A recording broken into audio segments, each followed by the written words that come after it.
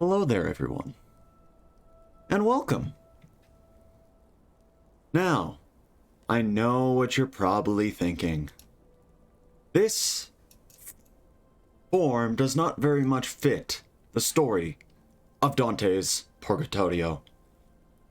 But at the same time, it is Christmas time, and I am not changing out of my Christmas outfit. This is the Christmas outfit, and we are staying in this Christmas outfit. But yes, I thank you all so much for joining me. Let me get my microphone a little closer now. There we go. Yeah. Perfect. See, we are getting all set up, and we'll just continue to wait just a few minutes for people to, kind of gather in.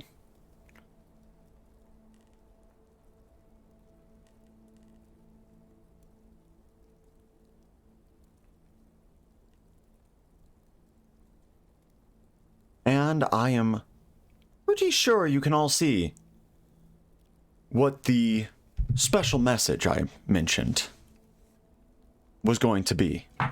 You can probably see it up in the corner there. You can see that there is a foundation, a charity, you could say, that we are raising money for. As you know, I like to, jokingly on these streams, adopt people. I like to just, basically be like, yes, you're my child now. That video game character, they are my kid now.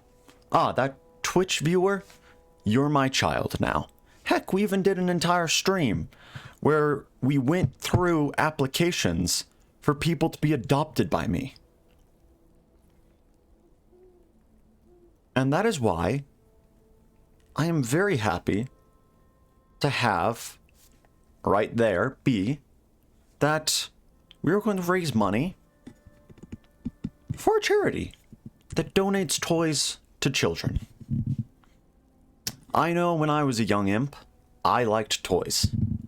I mean, who didn't like toys? If you had a toy, even if it was just one or two toys, you probably were having an absolute blast playing with that toy. And that is why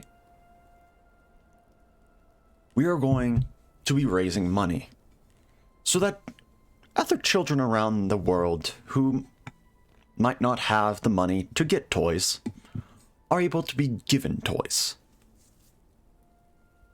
And I'm very happy to announce that whoever donates first, I will double your donation. So if you donate $1, I put in $2. If you donate 10, I'll put in 20. Hell, if you donate 50, I will donate 100. I think the only limit is, by God, please don't donate $500. I know, it's for charity, but I do not have $500.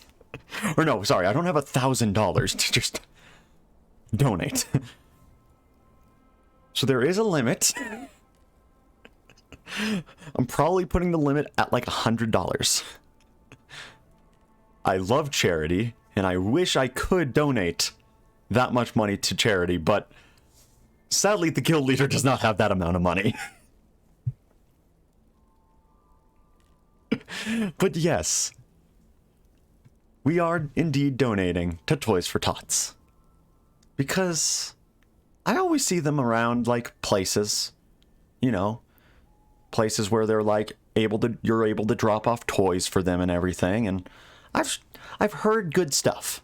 I looked into them a little bit. They had like an A+ rating on a website that I was looking into for charities, and you know what? An A+, that seems pretty good.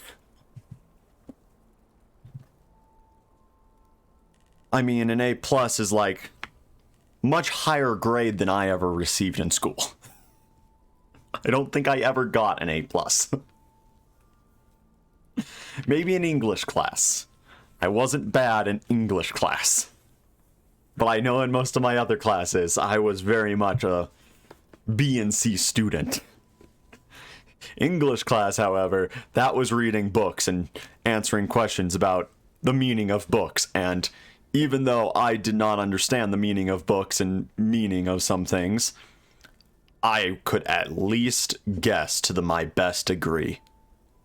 As long as it wasn't Romeo and Juliet, because then I failed most of those lessons because I could care less about Romeo and Juliet.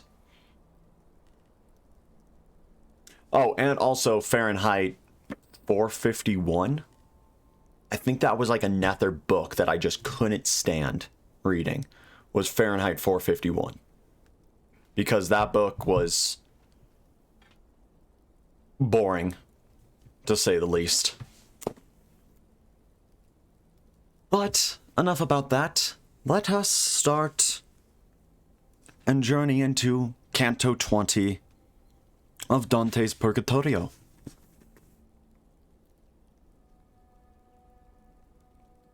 Against a better will can't well fight, and so, against what pleased me, pleasing him, I drew the sponge still thirsty from the stream. I moved myself.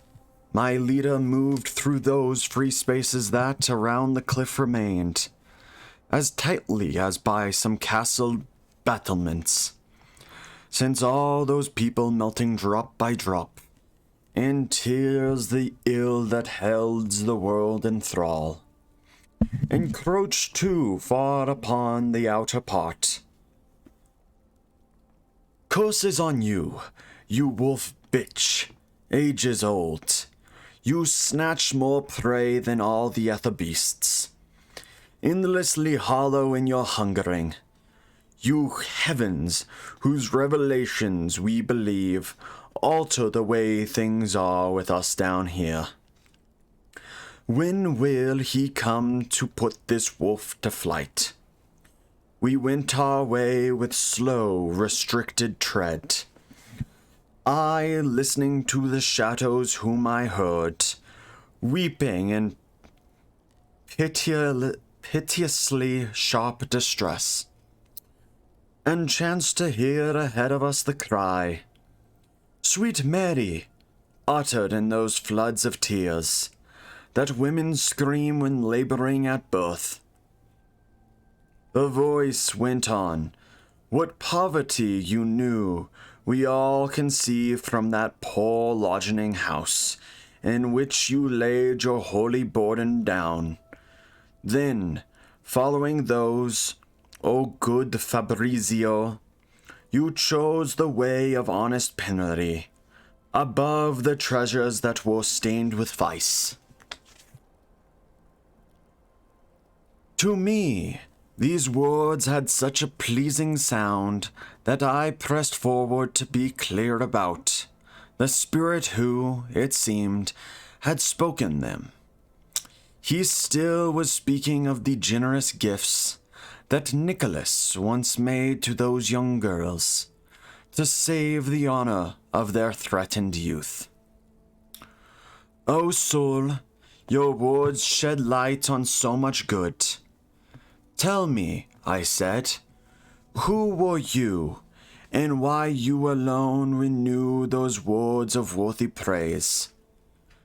If I return to finish that short road of life on earth which flies towards its end, your answer won't remain without reward.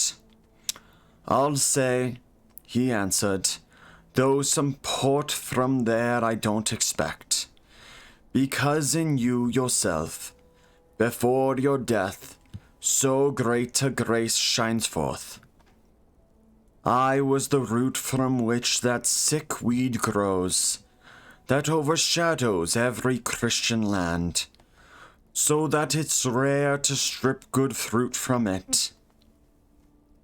If I, though, or gentle Bruges or Lille, could get their way, then vengeance would be swift. I pray for it from him who judges all. I was, down there, called Hugh Capet once. From me were born those Louis and Philips, by whom in these new days our France is ruled.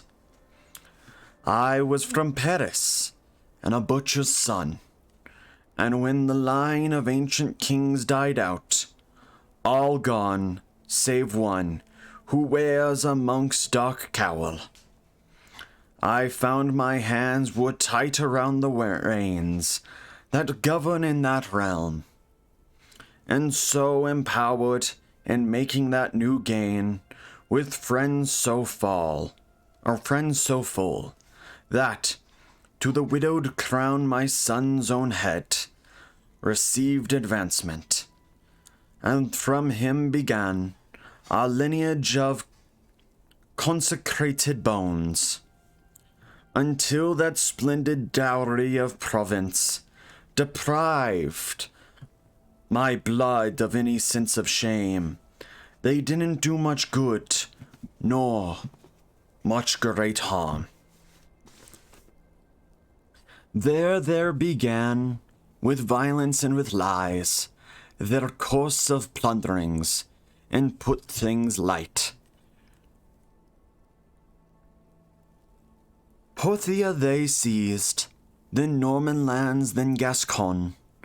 Then Charles reached Italy to put things right. He sacrificed young Conradian, then sent St. Thomas to the skies to put things right. I see a time, not very far from now, that brings another Carlo out of France, to make his clan and him the better known. Unarmed he comes, and simply with that lance that Judas jousted with, he aims then stabs the guts of Florence till the belly bursts. From this his profit will be no mere land, but sin and shame, the heavier for him, the more he counts as light the harm he does. The other, captured once, on boarding his ship, I now see sells his daughter, bargaining as pirates do in deals for female slaves. O avarice, what more harm can you do? You've got my blood so firmly in your grip, it takes no thought about its own kin's flesh, to make its past and future crimes seem less. I see the fleur de lis besiege Anagni, and Christ recaptured in his viscerous form. I see them mocking him a second time. I see renewed the vinegar and gall. I see him slain again with living thieves. I see renewed a Pilate who's so cruel. Unsatisfied, he bears with no just cause his greedy saints towards the temple walls. My Lord and God, when shall I see and enjoy that just revenge that, hidden to our view, makes anger in your secret counsels sweet? Those words I spoke about the one true bride of God's own spirit, those that made you turn, seeking from me some further commentary, respond while daylight lasts to all our prayers, but as the darkness of the night sets in, we then sound out the contrary tune.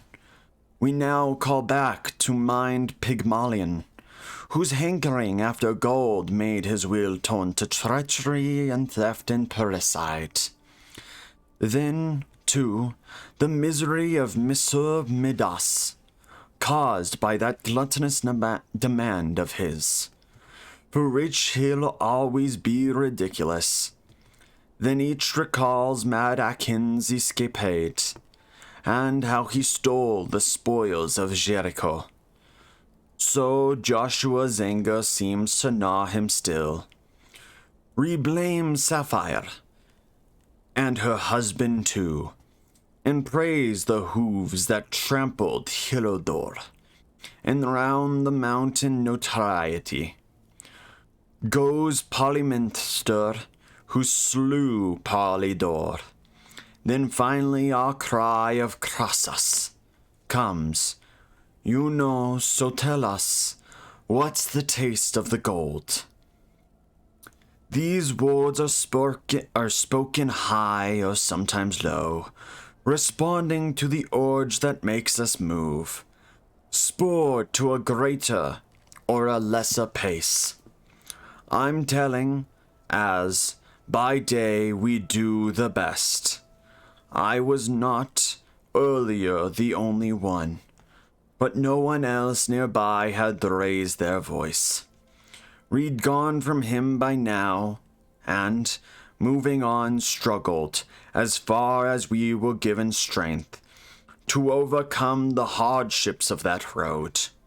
When, as though things were crashing down, I heard the mountain tremble, and I felt the chill that all will suffer when they come to die.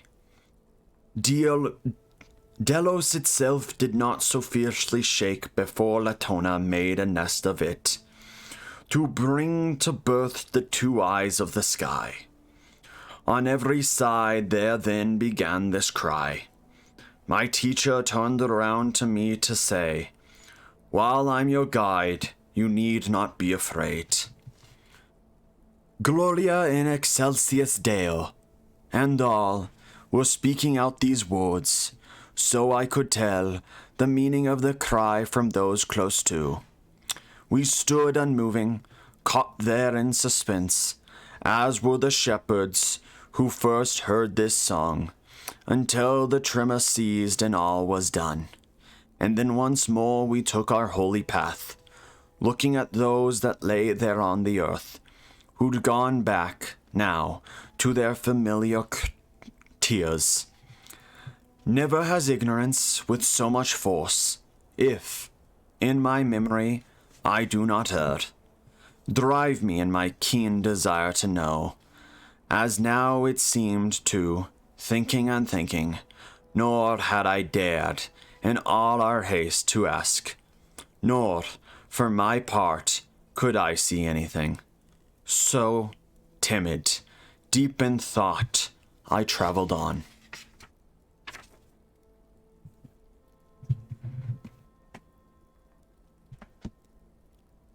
I'm gonna drink some water.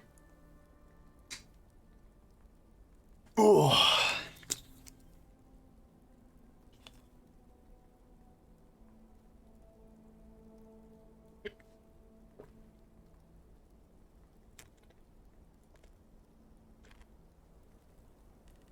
Ah.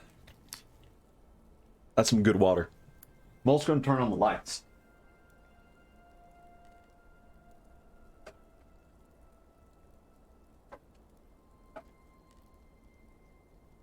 It's kind of hard to read things when you don't have lights. I slowly realized that as I was trying to read without lights on.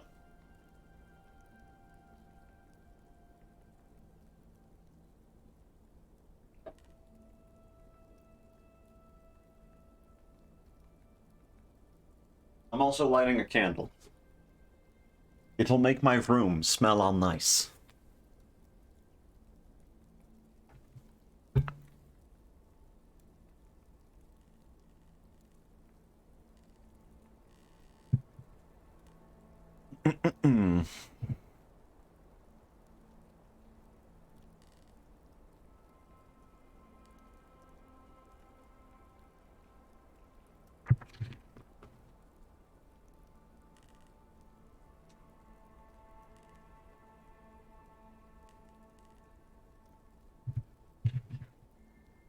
We're on page 257, and it goes until 318. So let me see. Wow. We have 61 pages left. We're actually doing not half bad. Like, we are making Why, the pace.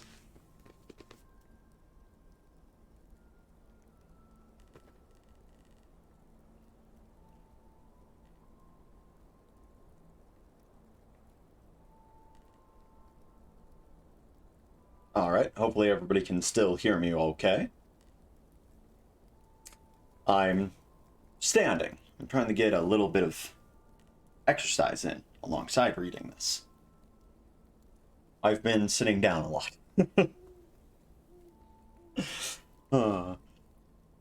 The natural thirst that never can be slaked, save by those waters that, as gracious gift, the widowed bright Samaritan demanded once, toiled in me now, while hurry spurred my steps, behind my leader, round the cluttered path, mourning within to see that just revenge, and look, as in his gospel Luke describes, how Christ, when risen from the hollow tomb, appeared to two who traveled on their way. A shadow from behind us now appeared, still looking at the crowd around our feet. We didn't notice till it spoke and said, "May God, my brothers, bring to you his peace." We turned round suddenly, and Virgil made a fitting gesture to reply to this. Then he began, "May that true government which keeps me bound in exile endlessly grant you a place within that happy court." "What's that?" he said as we still hurried on. "If you are shades that God won't let descend, who, then, has led you up this stair so far?" "If you observe," my teacher said, "those signs he's bearing and the angel traces out, you'll see it's right that he reigns with the good. But since the fate that he reigns with the good, but since the fate that spins thread day and night, has not, in his case, yet drawn out the skein that Clothel casts and spins for every life. His soul, a sister to both yours and mine, through coming here cannot come on its own. Its eyes as yet don't see as our eyes do, and I was therefore drawn from hell's wide throat to show him, and I've still to show him more, as much as my own schooling will allow. But if you are able, tell me why the mount shuddered not so hard, and why it seemed to cry down to its plashy foot, as one. In asking this, he pierced the needle's eye of all I longed to know, and so my thirst, through hope alone, became less keen in me. There's nothing that this mountain's holy law consents to, so the ether now began, that is lacking order of a regular. This place is free from every kind of change. Only what heaven of itself receives can act here as a cause and nothing else. Therefore no showers of rain nor hail or snow, no dew or hoar frost ever falls above that little stairway with its 3 brief steps. No clouds here, whether rare or dense, appear, no glint of lightning, nor the rainbow child of Thomas, there so often changing place. And dry evaporations do not rise beyond the third and higher of those steps. I spoke of them where Peter's visor stands. Tremors are a core below, some small, perhaps some great. At these heights, though, no tremors comes from winds that hide. I can't tell why on earth tremors strike here where any soul feels pure and rises, newly cleansed, to start its climb. And that cry follows as the soul ascends. The will alone gives proof of purity. When, wholly free to change its sacred place, it aids and sweeps the soul up, willing well. The soul to then indeed has willed assent, but set against that there will be there is bent, which God instills, for pain as sin's equivalent. And I, who've lain 500 years and more in that same pain, have only felt just now the freedom of the better way ahead. That is why you felt and heard those tremors there, and spirits round the mountain rendering praise, so God, our Lord, might send them higher soon.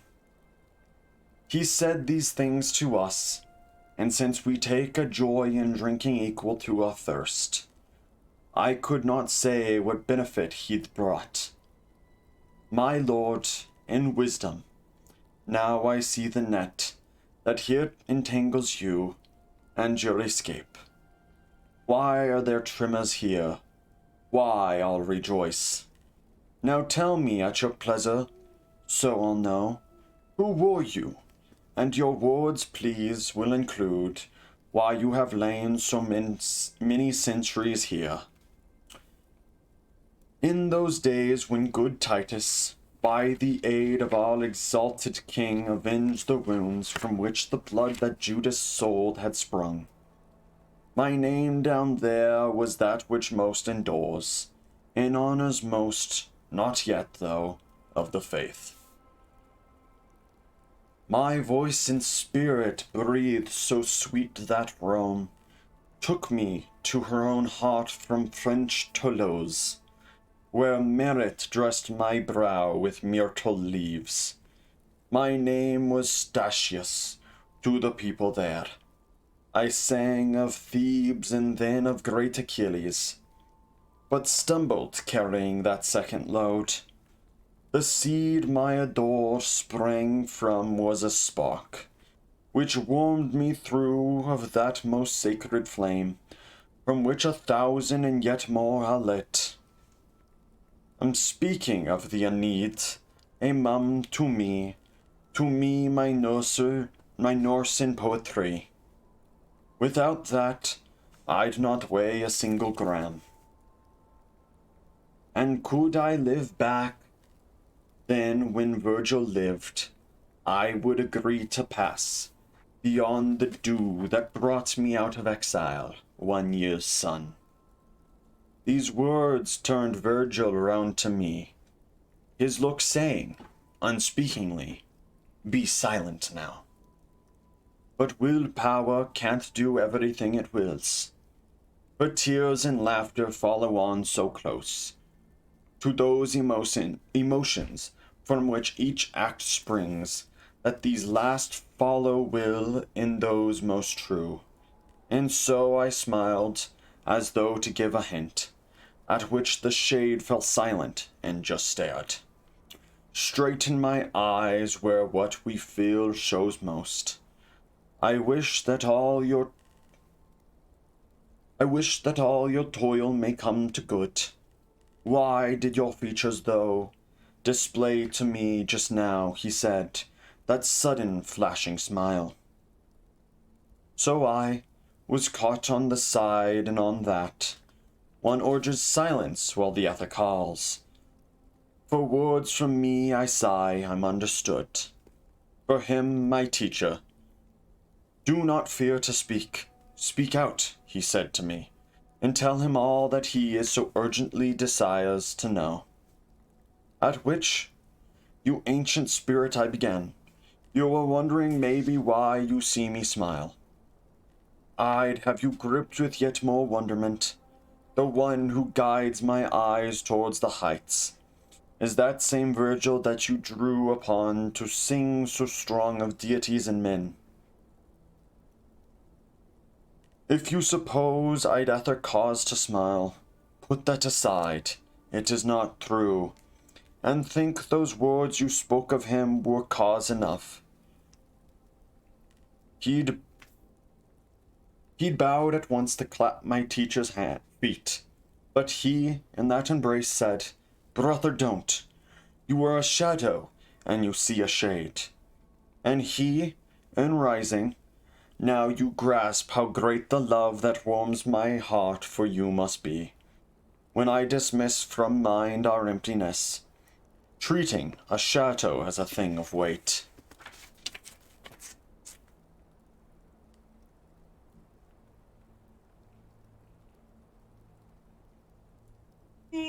One more drink of water.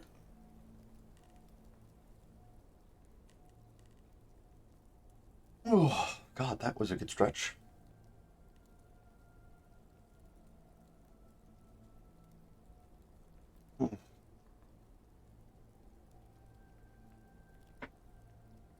That was good. It was a good stretch.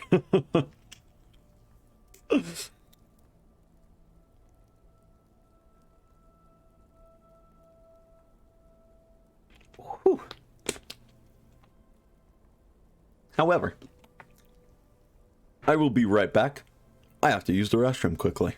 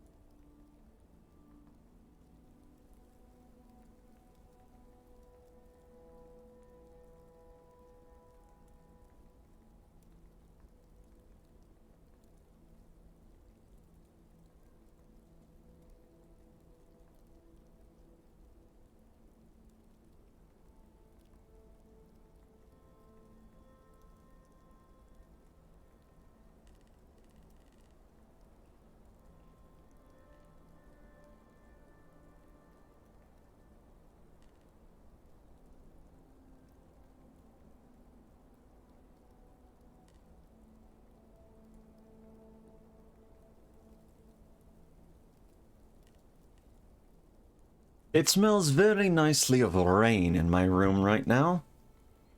That is why you gotta love a good candle. But when you smell the rain and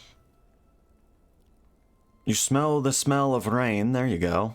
That should not have been difficult, but for some odd reason I could just not make form words.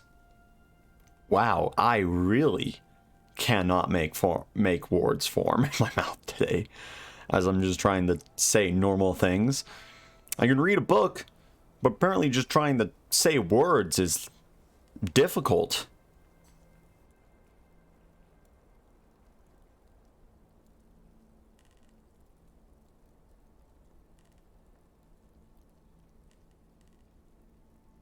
Dr. Squatch?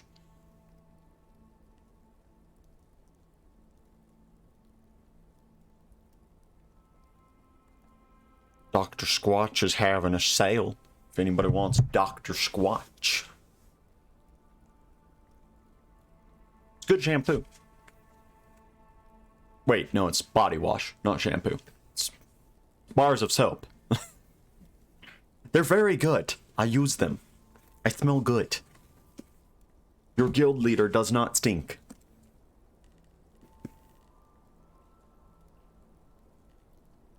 Canto 22. The angel had by now been left behind, that angel who had turned us to guide our six.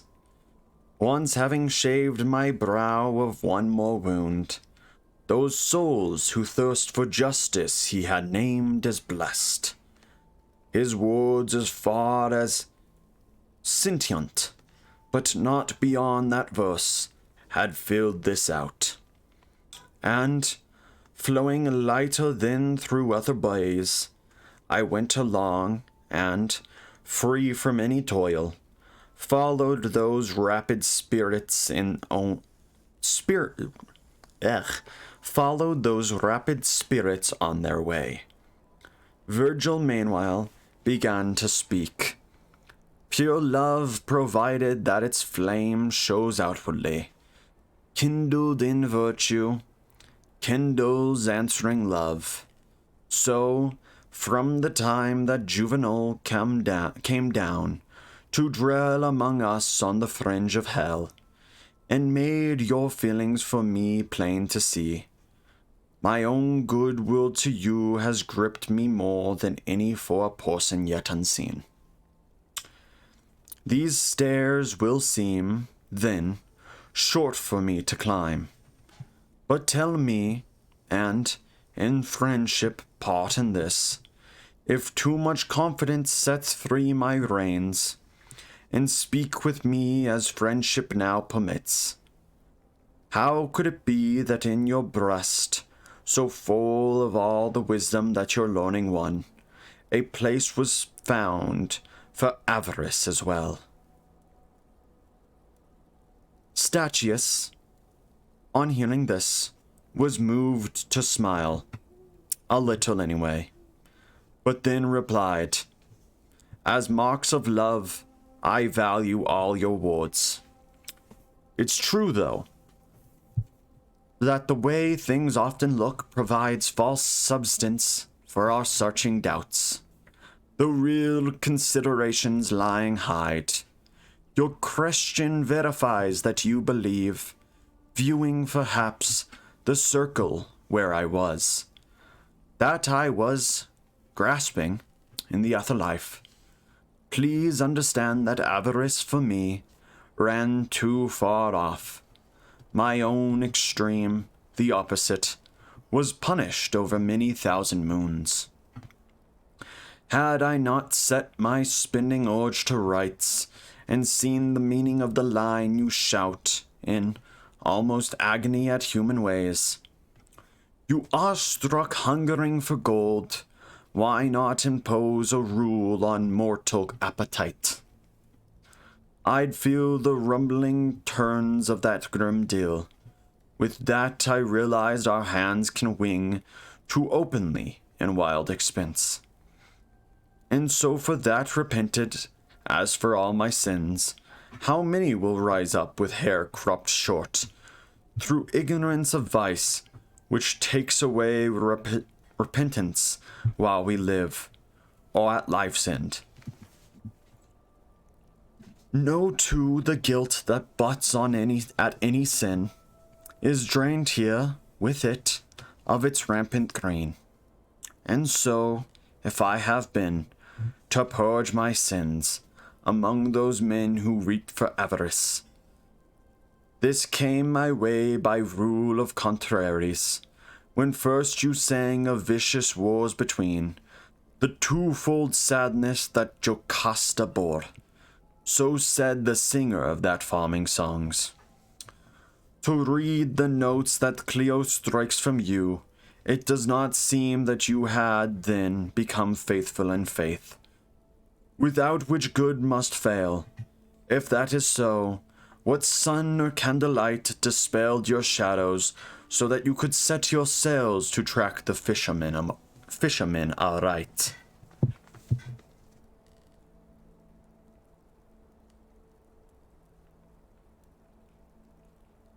You, he replied, first beckoned me to drink from springs that rise in high Parnassian glades, and you first lit the way for me to God. You acted then like someone who, at night, bears at his back a lamp, no use to him, but teaching those the way who come behind. When once you said, the years begin anew, justice returns so too. Man's earliest time, a new race, both of heaven, now descends. I was, through you, a poet, and was Christian too. But so you'll better see what I intend.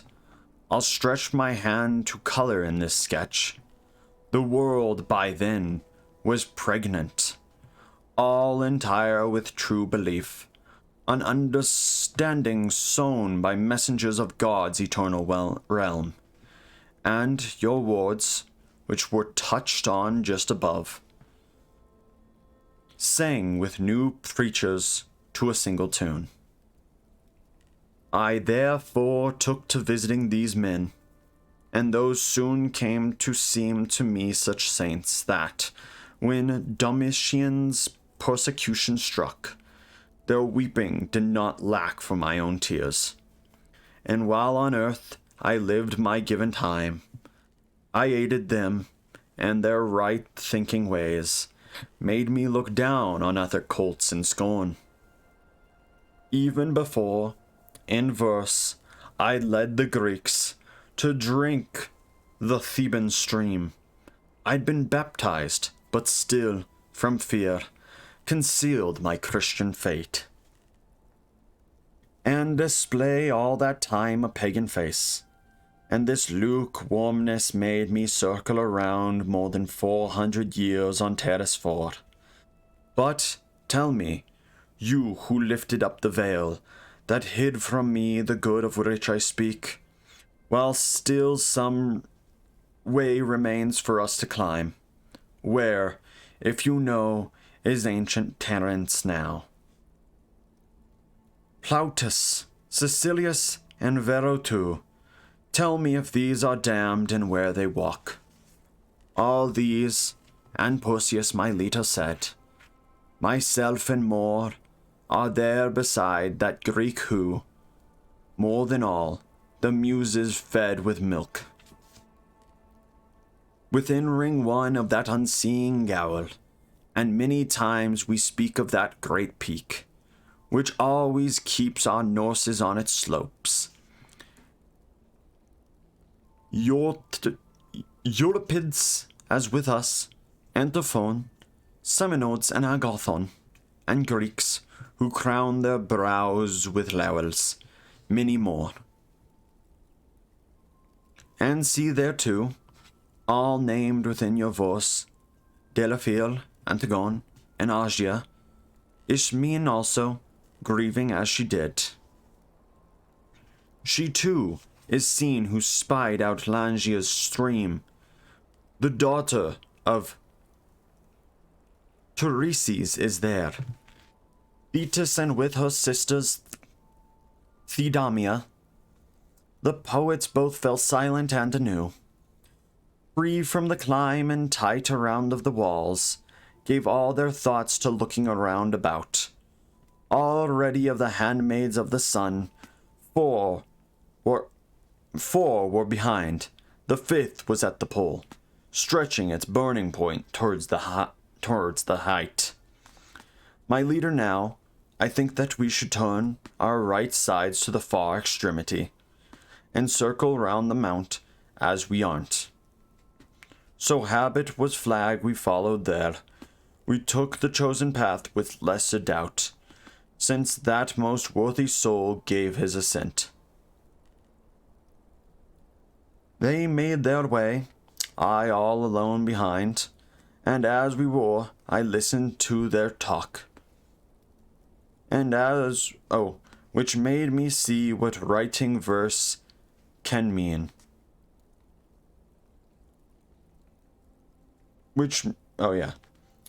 But then, a sudden break to soothing words, we found there, in the middle of the road, a tree, its fruits in perfume, good and sweet.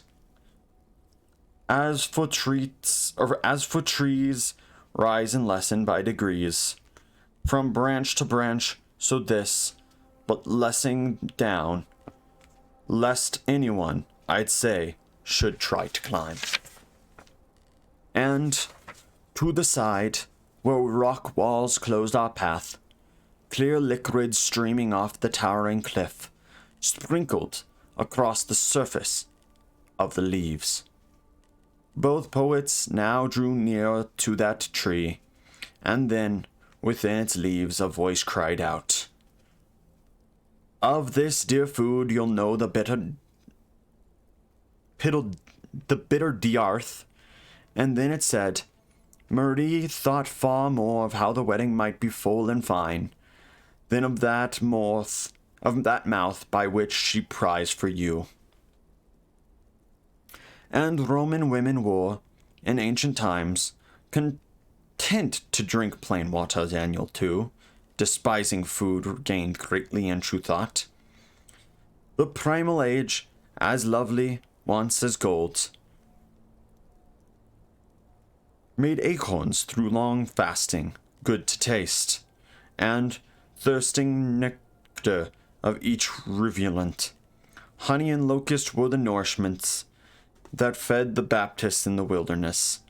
How glorious in grace he is, for that is made quite clear in the Evangelist.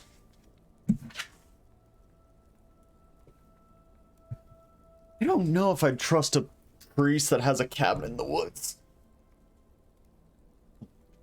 Honestly, I don't think I could trust them. Sounds very sketchy. I'm just saying.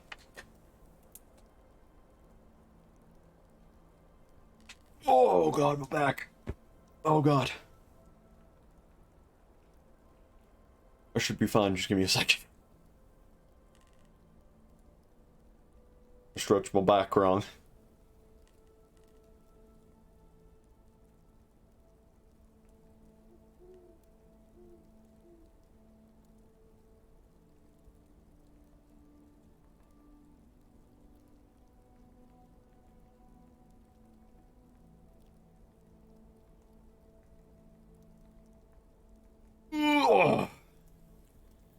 Oofda.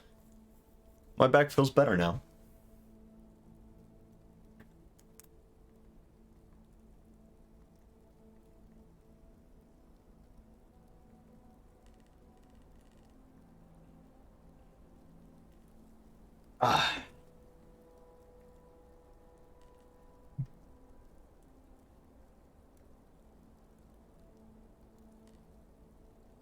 Always remember to hydrate, kids.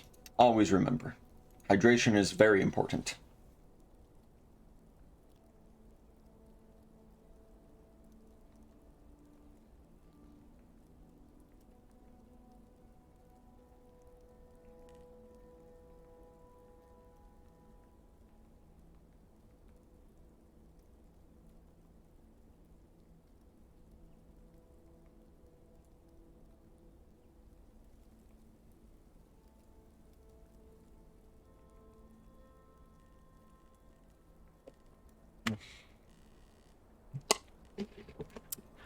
Oof.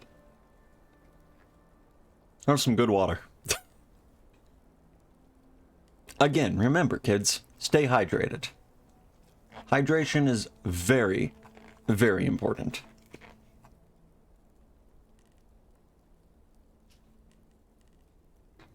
Also, I'm just quickly scrolling through something. I just remembered that people wanted to push NecoArc down the stairs and then send NecoArc to hell. And I want to see if they actually ever did send NecoArc to hell.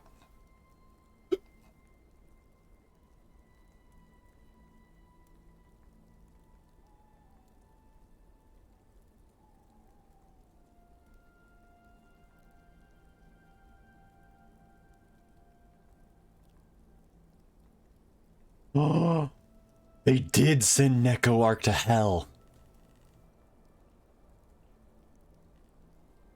Oh, that's beautiful. They full on grabbed NecoArc and tossed them into hell.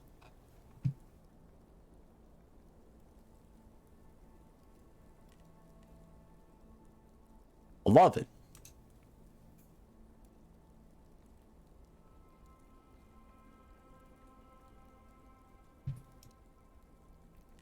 You gotta love when people send a character to hell just because they don't like that character. Is it the most appropriate thing to do? No. Is it funny? Absolutely.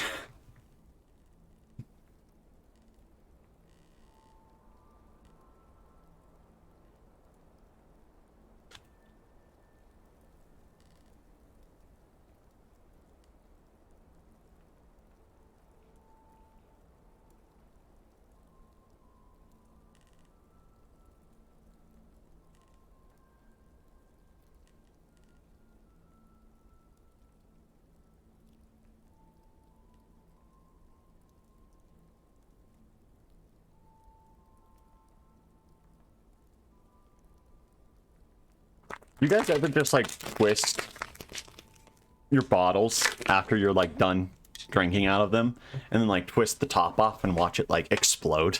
Or is that just me?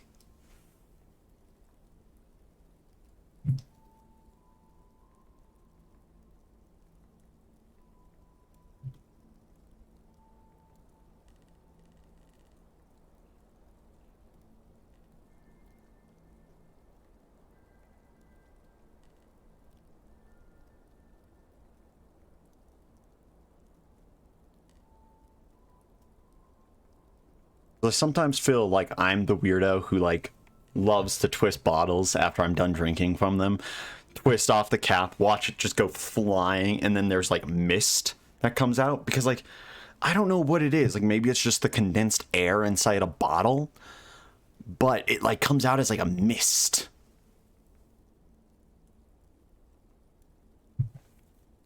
I also just don't understand science, so maybe it's something scientific that is going on there, but I don't know science.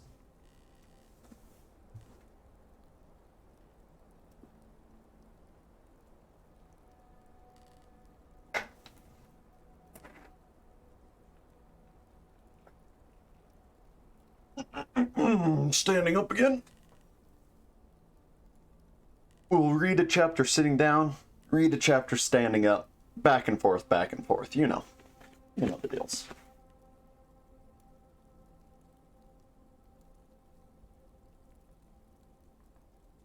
Oh wait, sorry.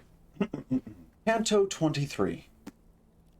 While I, through these green boughs, fixed searching sight, as might some hunter tracking little birds, who spends his life in vain on that pursuit, my more than father spoke. Dear son, he said, do come along. The time appointed us should be more usefully divided out. I turned my eyes, my footsteps came as fast, to track that learned pair, who, talking on, made going with them free for me of cost. And then, just look, both tears and songs were heard. Labia me domian, so tuned. It brought both happiness and pain to birth. My sweetest father, what is this I hear? So I began, and he, these my shades, who go unknotting what their depths have tied, as pilgrims do when, deep in thought, they meet a group along their path that they don't know, and though they turn towards it, still don't stop. So, now, behind us, moving with more speed, a throng of spirits silent and devout, reaching and overtaking us, gazed back. Each one was dark and hollowed round the eyes, pallid in feature, and so gaunt in waist, their skin was formed to show the very bone. Irisiththon, as I can well believe, was not so dry and shriveled round his rind when hungering his thread was at its height. And I, in thought, was saying to myself, just look, the folk who lost Jerusalem, when starving Mary pecked her son to death. The sockets of their eyes seemed gemless rings, and those who read man's OMO in man's face would clearly have seen him in all of these. Who would have thought the scent of some mere fruit could work to make a craving grow like this? And water, too, unless he knew the how, already wondering what starved them so. I saw no reason that could well explain such thinness and those dreadful scales of skin. Then look, a shadow turned its eyes on me, deep in its skull, and, peering fixedly, cried out aloud for me how great a grace. I never would have known him from his face, but in his voice all now was shown to me that had, in feature, been destroyed and lost. That spark for me rekindled at a stroke, clear recognition of those much changed lips, and once again I saw Pharisie's face. Don't boggle so to see these dried up scabs, which drain the color from my skin, he begged, nor that I have so great a lack of flesh. But speak and tell the truth about yourself, and who these two souls are that act as guides. Don't stand there, holding back the spark of words. That face of yours I wept for once in death. Now given me, I replied, as painfully, a cause to weep, seeing and hear so wrenched awry. But tell me, in God's name, what strips your leaves? Don't make me, wonderstruck, attempt to talk. No one, desiring other things, speaks well. There falls, he said, from the eternal mind, a virtue in that water and that tree, back there which sharpens me and pares me down.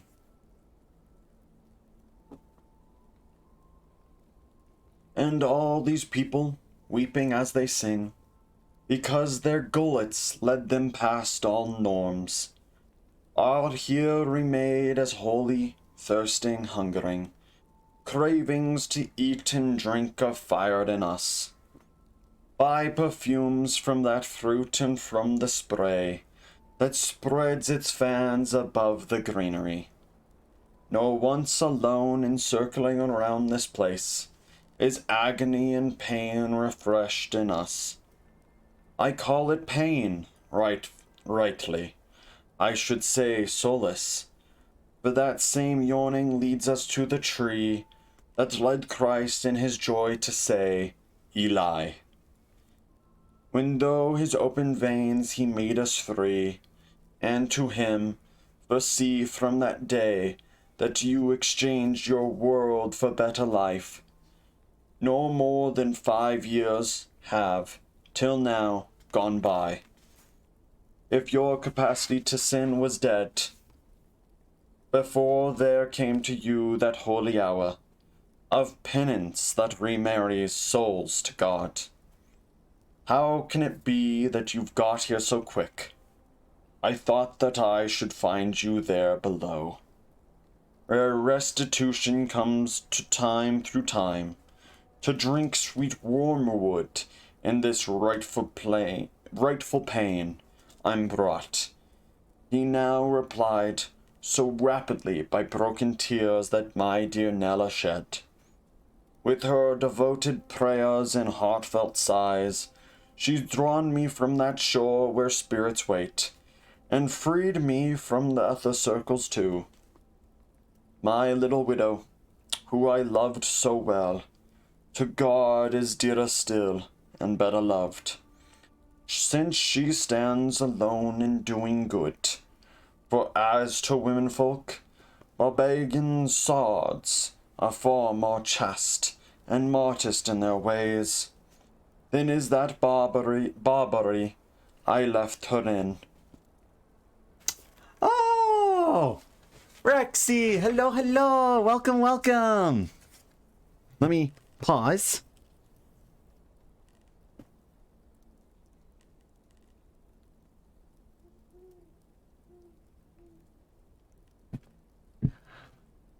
But yes, oh, let me get some sip. Actually, speaking of sip, I am out of water. Let me go get water. And that will also count as my stretch. Also, special message. The special message is, as you can see, I have a charity going on. A foundation for You Can Sip Me. Oh, whoa. Rexy. No. But no, so the first person to donate to the charity, I will double what they donated. So if you donate 5, I'll donate 10. If you donate 1, I'll donate 2. If you donate 50, I will donate 100. However, that is why the thing is set at a $50 minimum right now. It's because I don't exactly have more than $100 to give out at the moment. I wish I did, since it would be going to a good cause, but I sadly don't. I do need to buy some more Christmas presents for my family. And for other guild members. But I will donate at least $100 to charity if you donate 50. And I'll double it, of course, as I said. So I'll donate the 100. But if you donate 100, it'll just be me donating another 100. Or if you donate like 25, of course, that means I'll donate 50. So on and so forth. But I will be right back. Let me go get more water.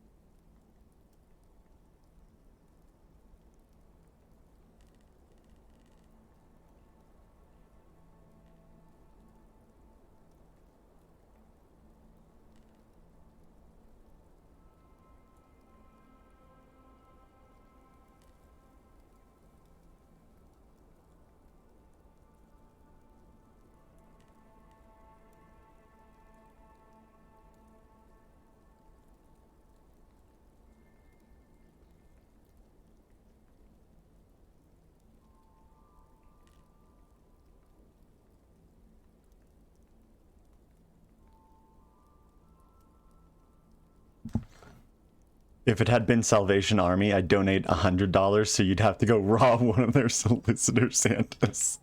No, it's not them. It's not them. I've heard some stuff about Salvation Army, and I'm just like, no. We're going Toys for Tots, because I hear more good stuff about Toys for Tots.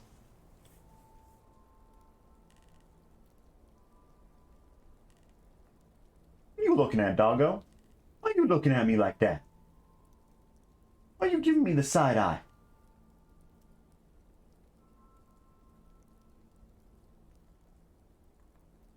Doggo was out here giving me side eyes. Being like, I see you. I know what you're doing. I see you over there. Talking to your chat. You have a freaking goose. I see you're cheating on me with a goose. And I'm like, yo, what up, dog?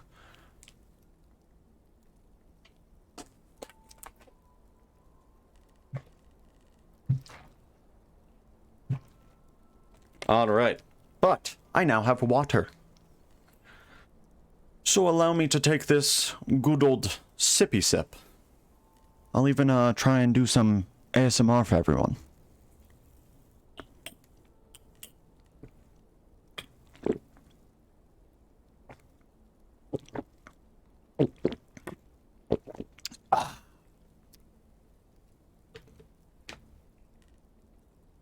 Salvation Army is anti-LGBTQ. That's what I've heard.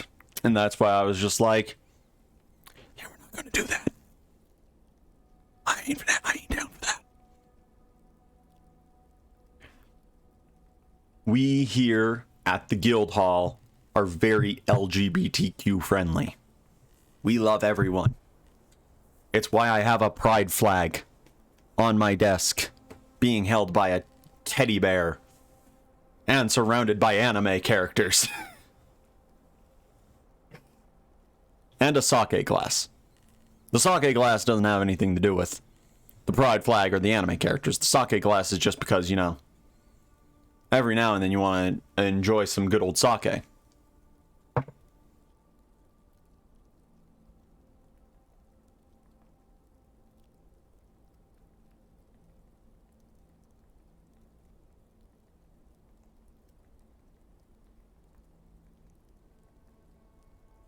Plus, at the same time, it'd be kind of hard for my channel to be anti-LGBTQ, considering how often in video games I flirt with the men.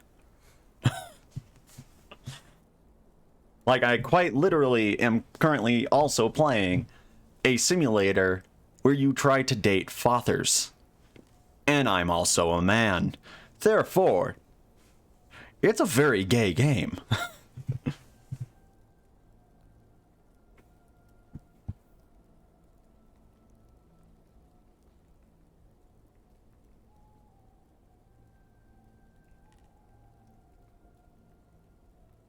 With her devoted prayers and heartfelt sighs, she's drawn from me that shore where spirits wait, and freed me from the ether circles too.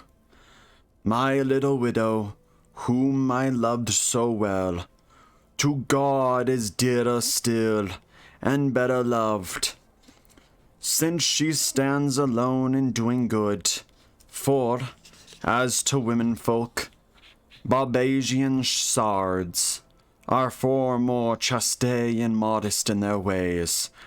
Then is that Barbary I left her in. What, dearest brother, would you have me say? A future time, already in my sight, will come when our time's still not history. When from the pulpit there'll be issued bans forbidding bare-faced Florence girls to go with blatant breasts and both their boobs on show.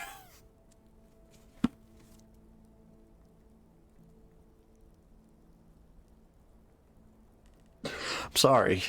I didn't mean to laugh. I'm a 5-year-old. I read breasts and boobs on show, and immediately my brain giggled.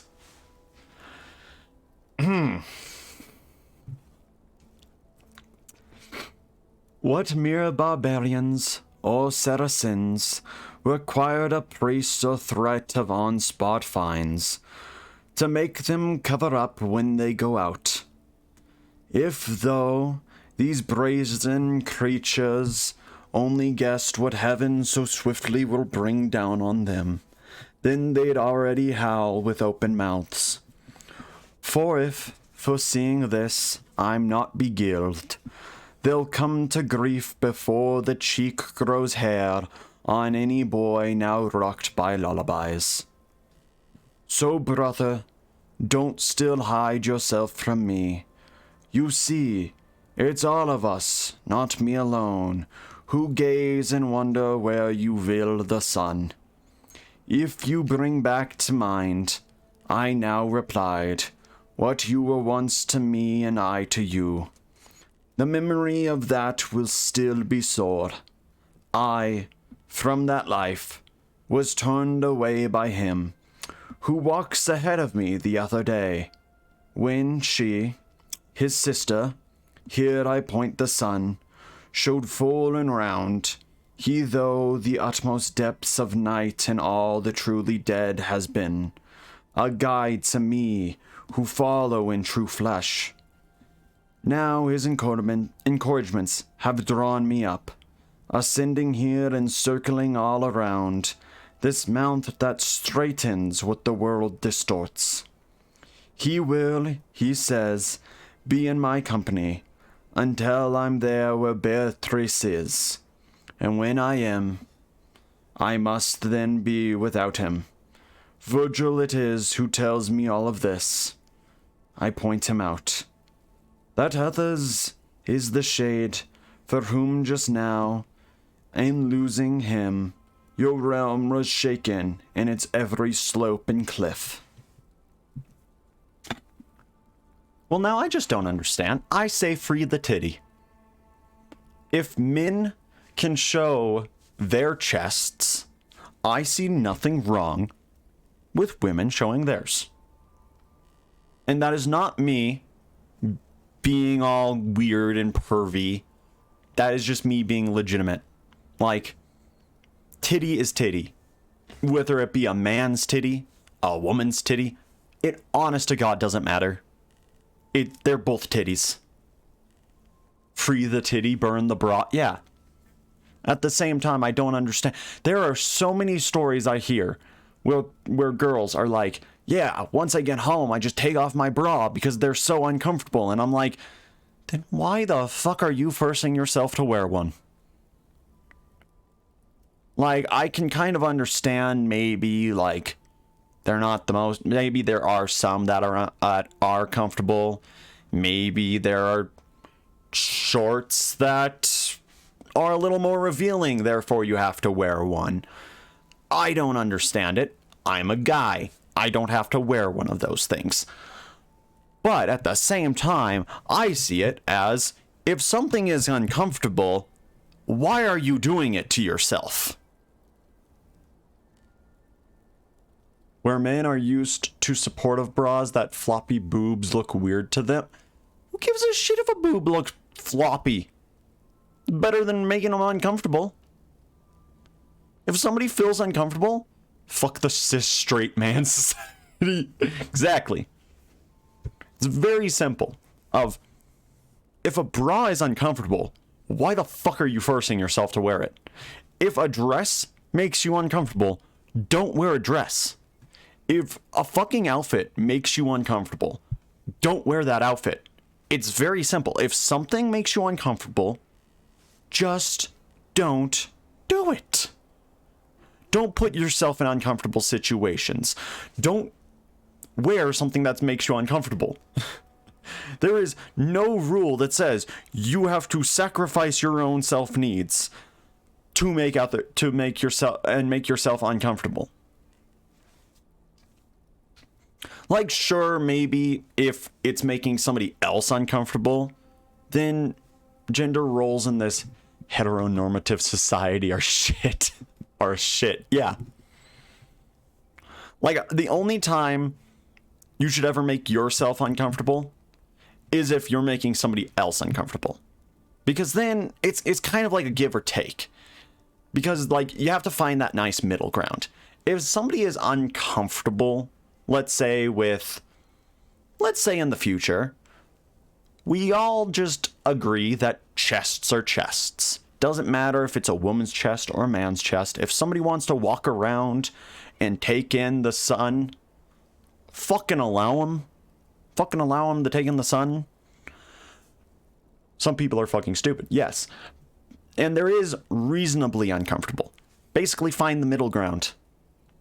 Like if a restaurant wants you to wear a short, obviously wear a short. Because, you know, that's the restaurant's rules.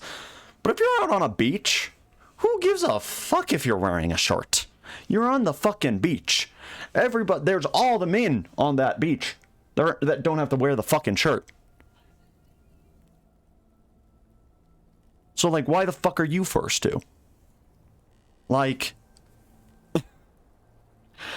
part of me this sounds so perverted when I try and say it, but I'm not being perverted. I'm honestly just saying. Police care, and we know how fucked that system is. What is the ATF gonna do if you're not wearing a bra, huh? Fuck the ATF. This has nothing to do with tobacco or firearms.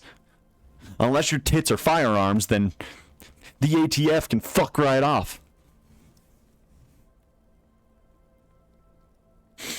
We here at Channel Neo Torchwick do not like the ATF. Police will charge you with public indecency. That's so fucking stupid though. Like, there are some places that will literally charge a mom for feeding her baby in public. It's just like that's the mom feeding the fucking baby. It doesn't matter because in the end they're just feeding a fucking baby. Separation of church and state is a lie. Well, yeah, it is a lie.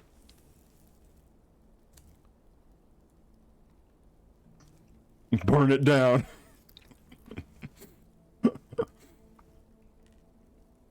Okay. We might be demon lords, or we might be like a demon lord guild on this, but let's not just go full anarchy yet. Let's not go full anarchy yet. We love fire, but going full force anarchy is leaning a little far there.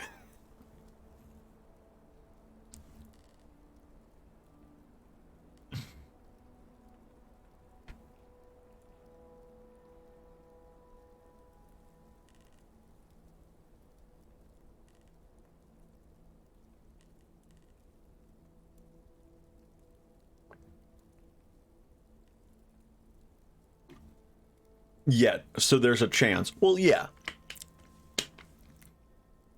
Let's say one day in the future, for some odd reason, somebody gets elected and they're like, all right, we're banning all LGBT content. We're burning books. We're gonna start making camps. Then, at that point, anarchy reigns. You burn any place down. You start burning them. At the stake. Okay, maybe at the stake is a little too far. I was burned at the stake. Please don't burn others at stakes. It hurts a lot. You can burn down a building, though. So, hopefully not, but possibly in 2 years. Gotcha. Exactly.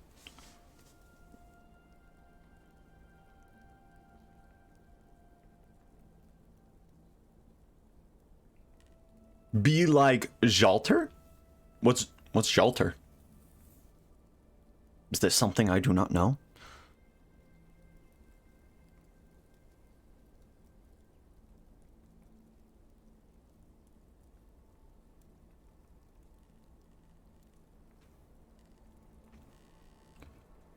Jean the Altar.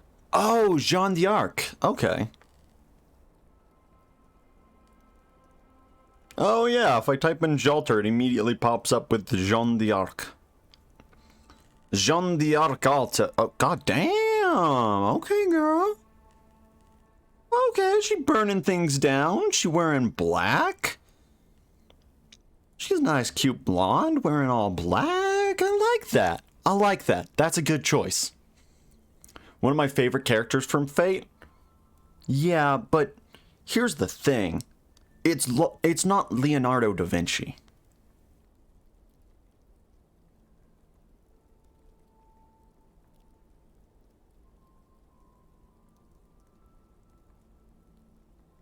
It's not the very, very adorable Leonardo da Vinci.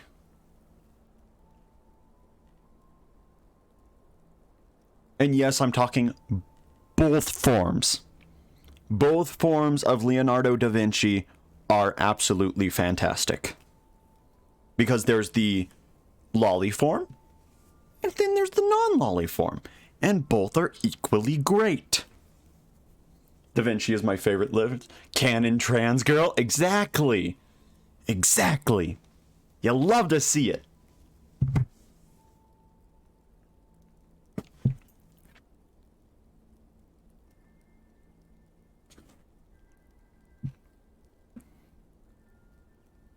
Canto 24. Our words did not slow down our steps, nor stride in speech. So on we went, talking apace,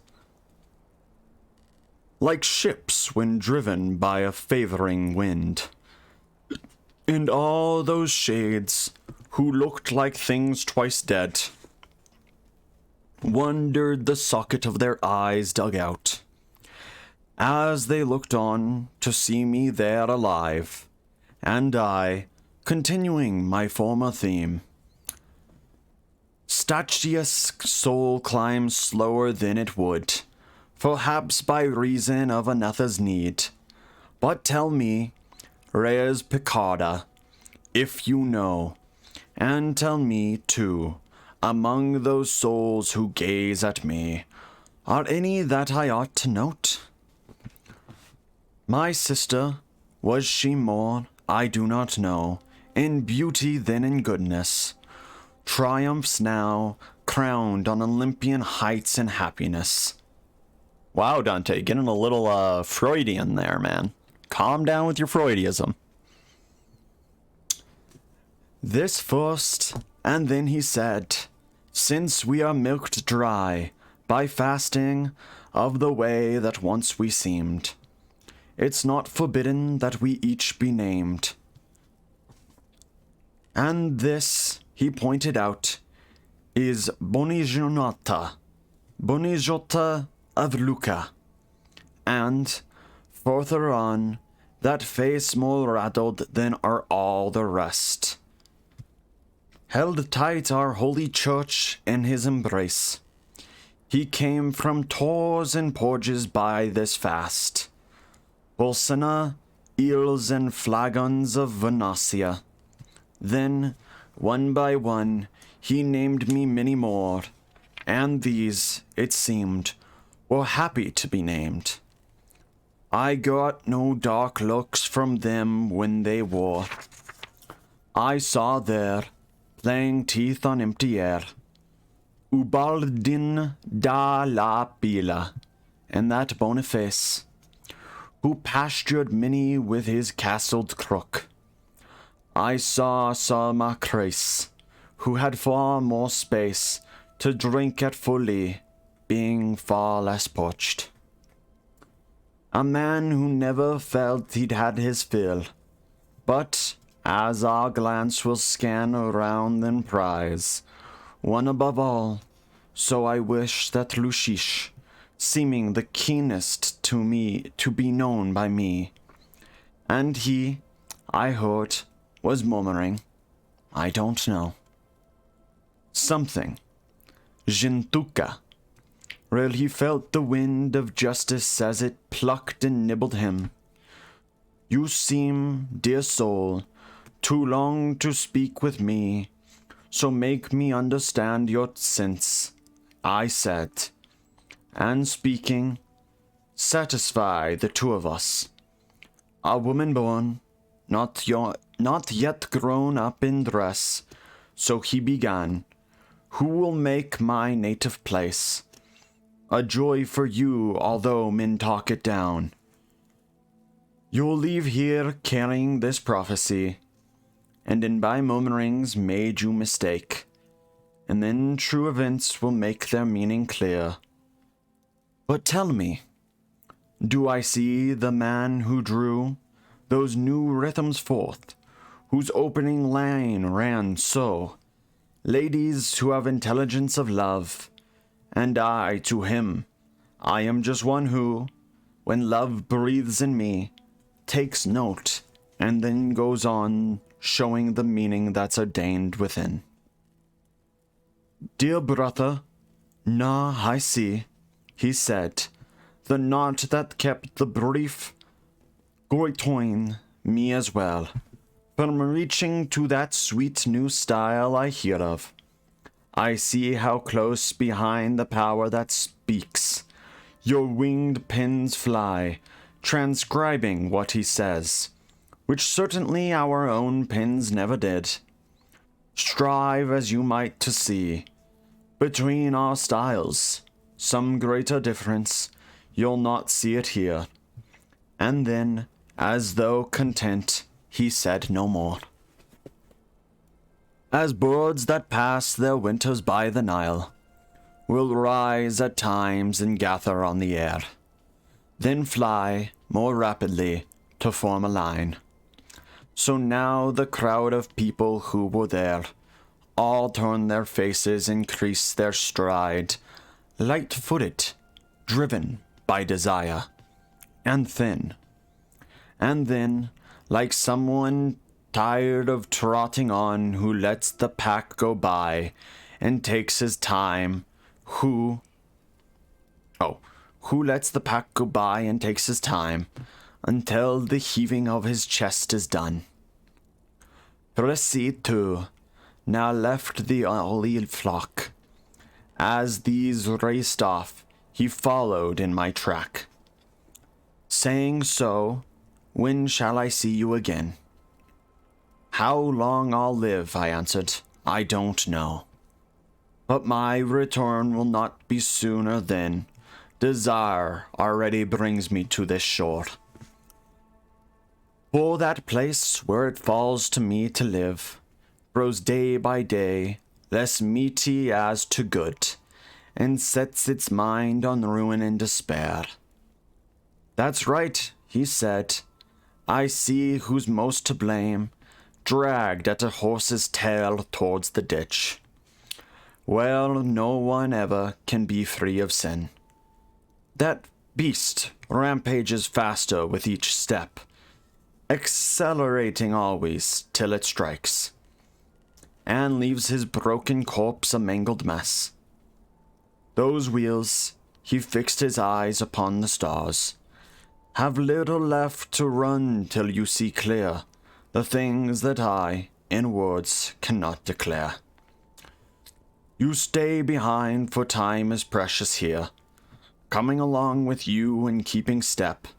I, in this realm, already lose too much. Knights gallop out at times from charging troops, intending as they leave the rest behind, to reclaim the honors of an opening duel. So off he went from us at greater pace, and I remained, still traveling with those two who in the world were such great dignitaries. And when he'd gone so far ahead of us, that eyesight strained to follow in his track, as did my mind to understand his words. There then appeared to me, ripe branched and bright, a second fruit tree, not so far from us. Just there, around the bend that we'd now turned, and called towards the leaves I don't know what.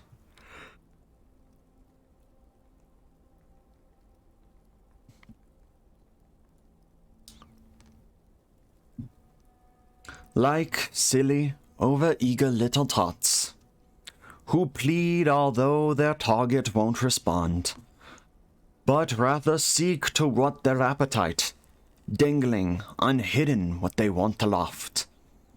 Then off they went, as though they'd changed their minds, and we ourselves arrived at that great tree, which turned aside so many tears and prayers.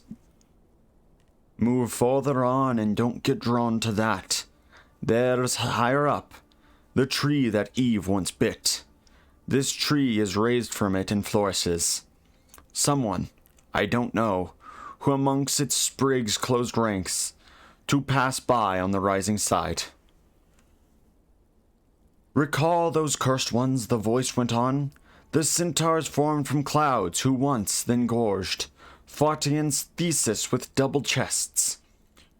Recall those Hebrews, so softened so by drink, that Gideon would not take them in his ranks, when he swept down on Midian from the hills. So tightly pressed against the near side verge, we passed along and heard how sins of greed were followed once by miserable rewards.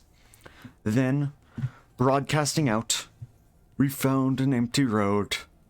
1,000 paces bore us on, and more, each of us silent, each contemplative. And what are you three thinking as you go? Of sudden voice said this, at which I shied in terror like an untamed animal. I raised my hand to see who this might be, and in no furnace was there ever seen metal or glass that glowed as bright and red, as now I saw one, saying, if you wish to get up there, then there's where you must turn. All seeking peace are bound to take this path. The blazing face had robbed me of my sight, and so beyond my teachers I went on, as someone who will when led by what he hears. And as the breeze in May, first messenger of whitening dawn, is moved in fragrant waves, pregnant with grasses, greenery, and flowers. And so here I sensed, mid-brow, wind touching me, and sensed the moving feathers of a wing, that brought ambrosial scents to the air, and made me sense the words, the truly blessed are lit with so much grace, that in their hearts a love of food fumes forth no false desire, insurant always for the good and true.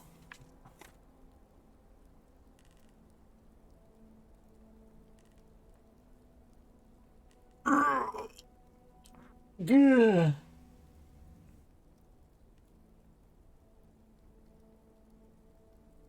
Yeah. Stretch. Yeah, stretch. Take a bite of food.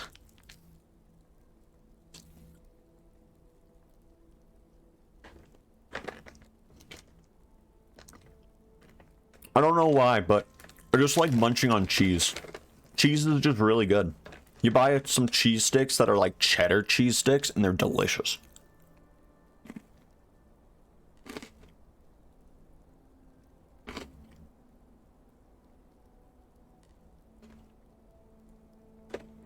It sucks that cheddar cheese sticks are like a ton more expensive than normal cheese sticks, but they're worth it.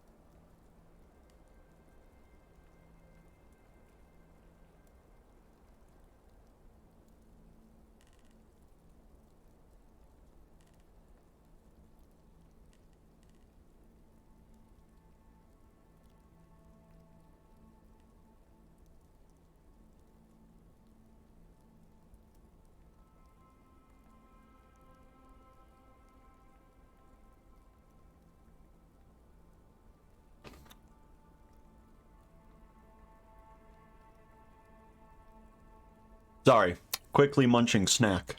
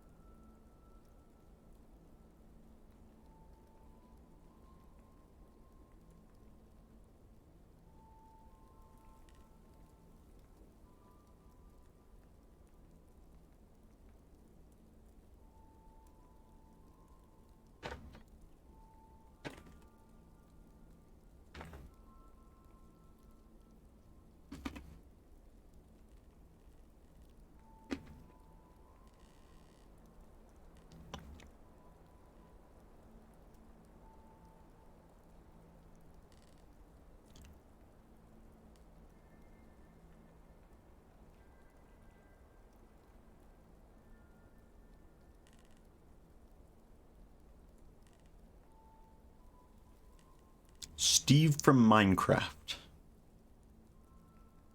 Interesting.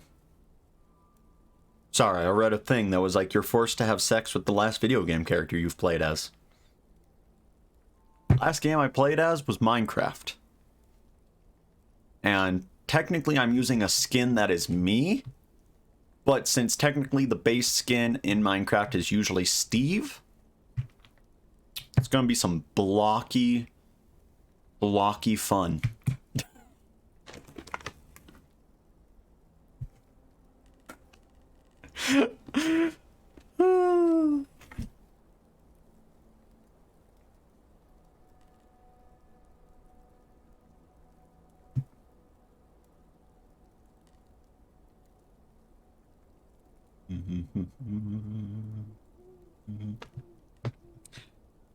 Canto 25. The hour would not allow a crippled climb. The sun had now abandoned to the bowl its noontime ring and night to Scorpio. And so, like people who will not stay put, but driven forward by some piercing need, go on whatever comes before their eyes. So here we enter on a passageway, so narrow it uncouples those who climb, clambering in single file to mount the stair. Compare a fledgling stork will lift its wings. It wants to fly, but still dares not attempt to leave the nest, so sinks back down again. That was me, too, the urge to ask, a light, and yet snuffed out, arriving at the look, no more, of someone who intends to speak. My dearest father, thou the pace was quick, did not hold back, but said, let loose your bow, you've drawn that arrow to its iron tip. Now confident, I opened up my lips. Where there's no need for nourishment, I said, how can it be that people get so thin?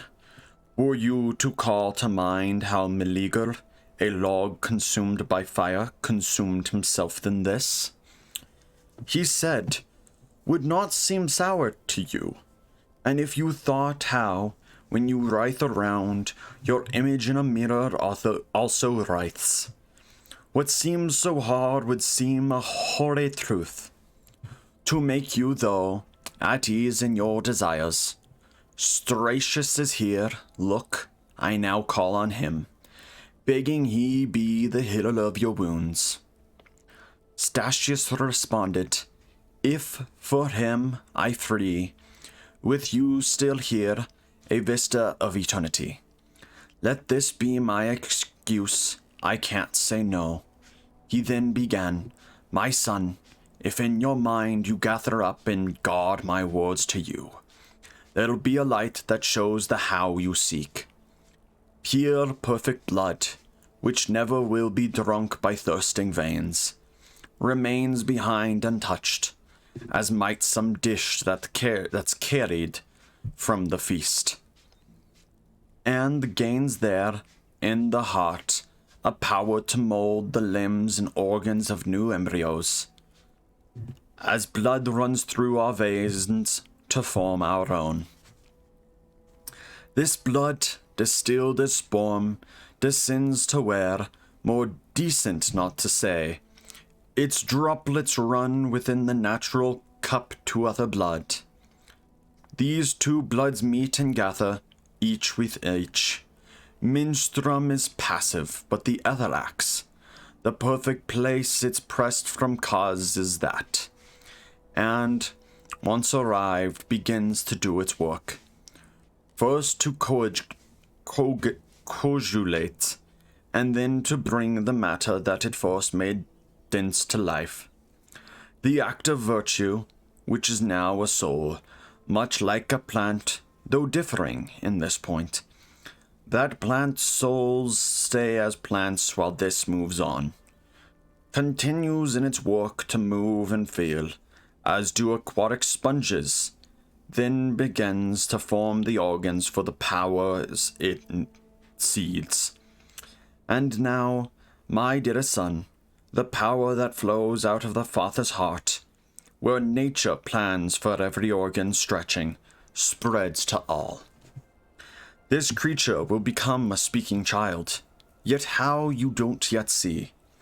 And the same point led someone far more wise than you astray.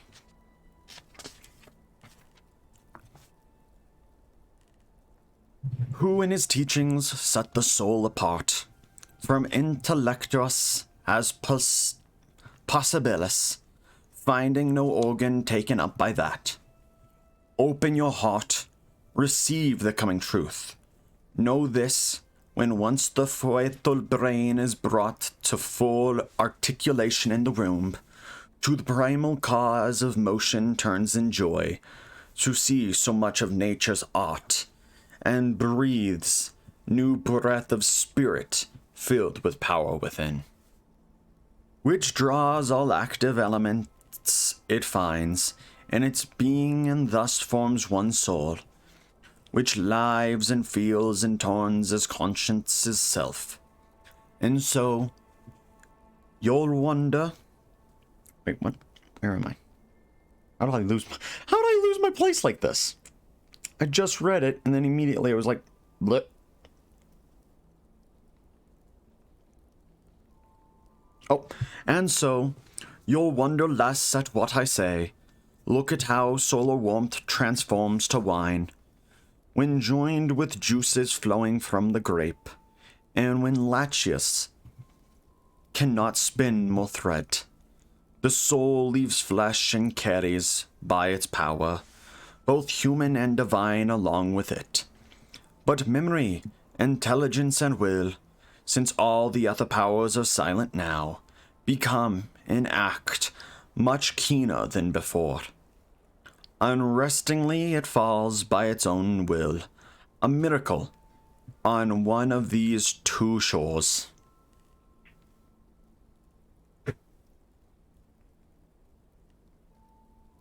And here first knows the path it has to take. As soon as it is circumscribed by place, the power that forms it radiates around in size and shape as in its living limbs, and as the air, when drenched with vaporous rain, is soon adorned with many different hues, from other ways reflected in the haze, so when the soul has reached this point of rest, the air around it gathers in the form that virtual powers of soul impress on it, and, as some little flame pursues the fire and follows where its changing heat may lead, so this new form will go where spirit goes. And since, in this way, soul appears to view, that's cold soul's shade, and from this where it will form the organs of all sense, including sight, And that is how we speak and how we laugh, and how we form our tears and all those sighs that you may well have heard around this hill. As our desires and other feelings form, the shade accordingly configures them, and that's the case of what you wonder at. Our path had brought us, turning to the right, to reach the final tryst of punishment, and we were now intent of new concerns. The bank here shot out blazing bolts of flame, and round the edge there breathed an upward wind that bent these flames back, keeping them at bay. So one by one we had to make our way along the unprotected outer rim. I feared the fire there, here I feared the fall. Meanwhile, my leader said, in such a place we need to keep a strict check on our eyes. It wouldn't be too hard for them to stray. And then I heard Sun mai Deus Clementia singing within the heart of the greater blaze, which made me no less watchful. Turn around, I saw their spirits walking in the flames, at which I looked at both my steps and them, dividing my attentions here then there. And when the ending of the hymn had come, they crowd along, Vrum non cognosco. Then singing low began the hymn again. That finished, they all cried once more, Diana guarding her woodlands drove Arhelius, who'd felt what bitter poison Venice sends, and yet again they now began their song. Then called on men and women who were chaste, as virtue and our marriages demand. This form of song will serve for them, I think, throughout the time the fire is scorching them. With this concern, and fed by food's light, sin's final wound is sewn up once again.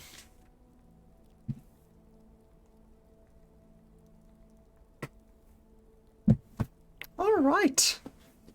That was Cantos 20 through 25. Now, let's play the game of Who Can We Raid On Into?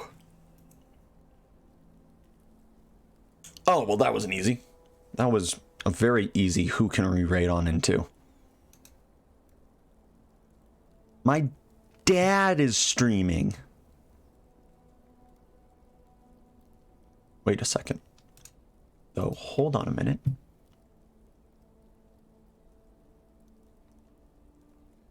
Oh, okay. No, that's not who I thought it was. Still very cute, but not who I thought it was. Oh my gosh, they're doing a cute Christmas design. My dad has a cute Christmas dress, and it looks so cute. Okay.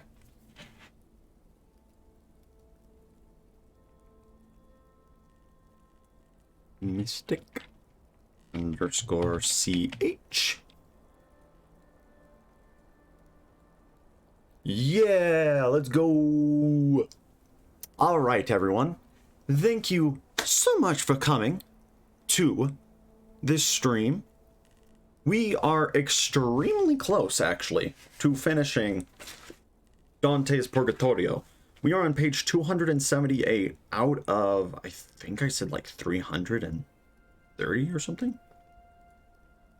Oh no. 317? 18. 318, 278. So that's like 30, 40, maybe 50 pages only? So yeah, we probably will be done with this. Let's see. I'll be able to stream next week. I won't be able to stream the week after that. We should be able to finish this probably around the beginning of the new year. Which will be very nice, because then we will be able to start Paradisio, which was what I was hoping to be able to start by January. But, alas, I send you on over to my father, Mystic CH. Please give them all of your love, and I will see you all again next time. Bye-bye!